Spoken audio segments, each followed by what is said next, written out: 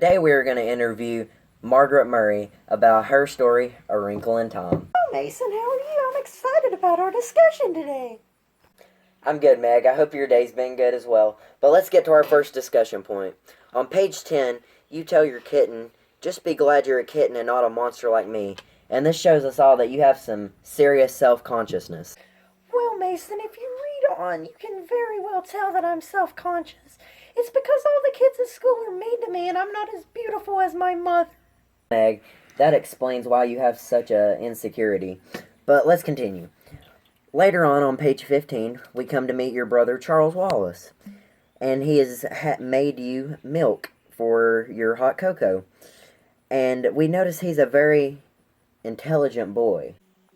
Yes, he's a very smart boy. He's only 5, and he knew I was coming because he has some special powers. And as we read on, we'll discover exactly what I mean by that.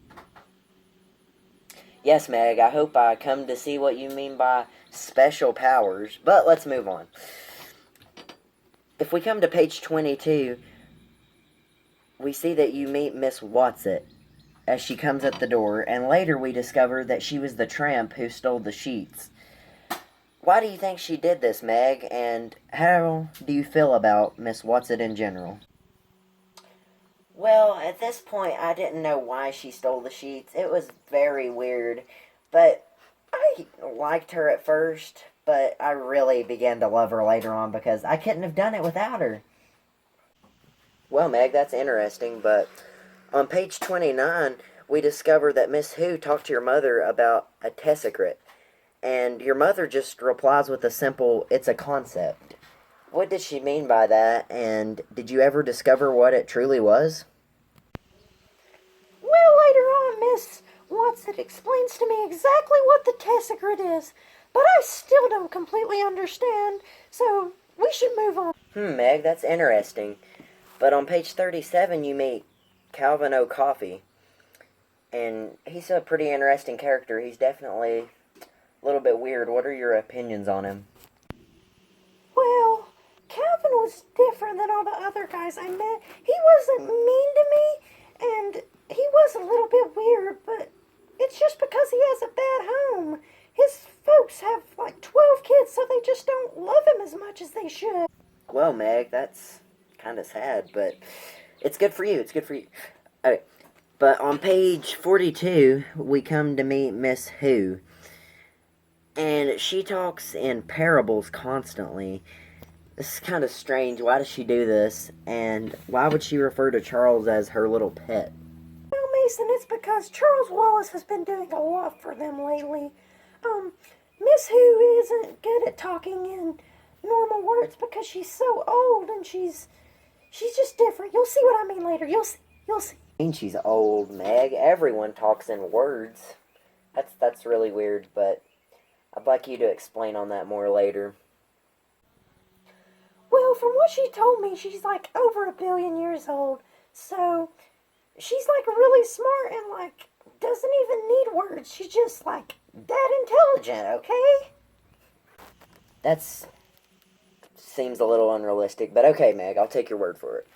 And on page 63, you meet Mrs. Witch, and it's not spelled like a witch, it's spelled W-H-I-C-H, like which one, which is kind of confusing, but I guess it makes sense because things are a little more literal in the book than what we give them credit for.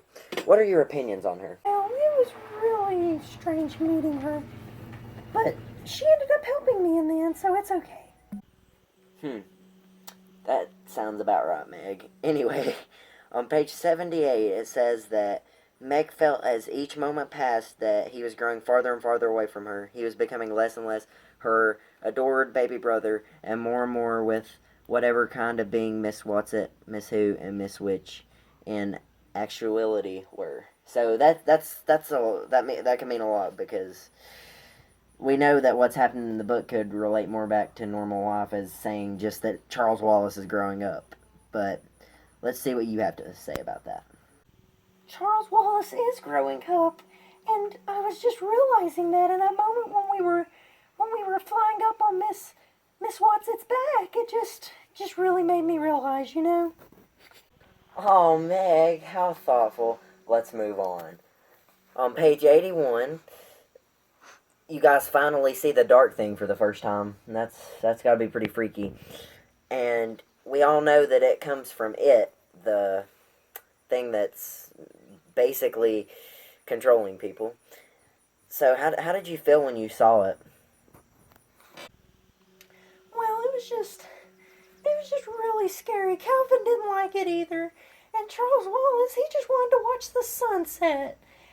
And I just didn't like looking at it. It was just terrible. It was a horrible film. That must have been a horrible, just bad experience. Let's move on. On page 111, when you arrive on Comatose, it seems like everything went normal until you arrived to the houses where the children were all playing in sync. Everything was happening in sync because of it. What was initially your first thought when you came to the place? It was very beautiful when we first came there. It just, oh, I don't know.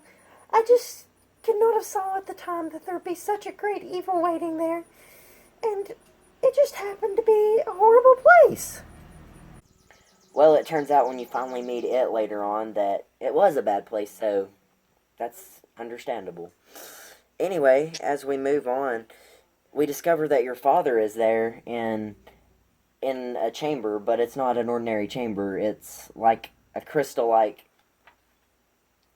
column, and he's in it, and you can see him, but he can't see you. So, would you like to explain?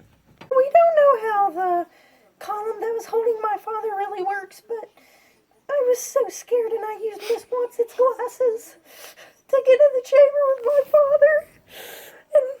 And it had already possessed Charles Wallace, and that was the only thing I knew how to do. Meg, don't cry. The studio floors here are expensive. On page 194, we meet Aunt Beast after you tessered with your father out of the place where it's at. So, he tessered y'all out of there, and then you got really cold, and it almost killed you because you went straight through the dark thing. So, when you came out, what exactly did you feel? When I first woke up, I was very cold, and I felt just terrible because I felt like it had cut my soul or something because I was just so cold and I could feel the dark thing. But then Aunt B saved me. Wow, Meg, that must have been just... I don't even know how to describe it because I didn't feel it, but it seems like it was bad. But anyway, on page 211, you finally make a full recover. Calvin and your father are making plans to go back and get Charles Wallace. And then you call for the three ladies and Miss Who, Miss Watson, and Miss Witch, and they all come back. And then you guys all go back to get Charles Wallace, and you end up telling him in the end that you love him, and that ends up breaking its control on him. So, why do you think that worked over everything else, Meg?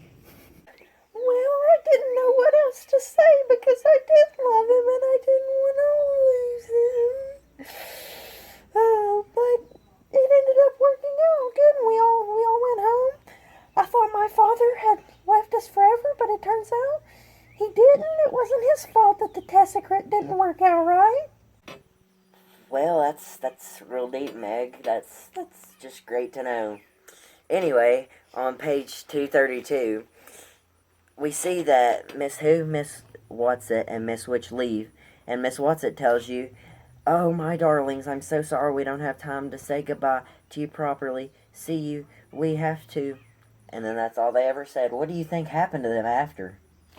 I honestly don't know what happened to them, but they're like celestial beings, and so they probably had better stuff to do than sit there and take care of me the rest of their existence.